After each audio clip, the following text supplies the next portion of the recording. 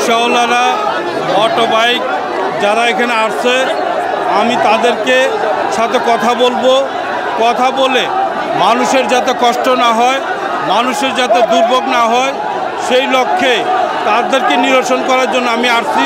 আমি কথা বলি, আমি মনে করি তারা এখান থেকে আমার কথা শুনবে এবং তাদের কি সমস্যা এটা আমি শুনে ব্যবস্থা নেব। না না না, এটা অরাজকতা করা যাবে না।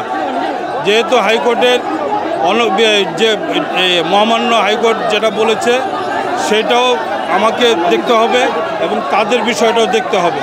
কেউ যাতে কষ্টে না থাকে সেদিকে লক্ষ্য রেখে আমি কাজ করব। 14, 15, 16 তিনটা আসনের এই গোলচক্করটা, এই গোলচক্করে আমি যখন শুনে আমি এই গরিব মানুষ, অসহায় মানুষের পাশে আমি আছি, থাকব।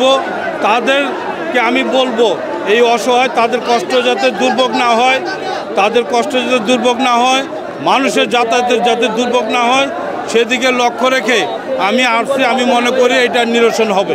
মহামান্য হাইকোর্টের নির্দেশের বাইরে না, বাট মহামান্য হাইকোর্টের যে রোল দিয়েছে সেই রোলের পক্ষে আমি, এবং অসহায় মানুষে এরাও ব্যবসা করে খাবে, এরাও রিক্সা চালায় খাবে, যাতে রিক্সা চালাইতে পারে সেদিকে লক্ষ্য রেখে আমি তাদের সাথে আলোচনা করে আমি আমার ব্যবস্থা নিই।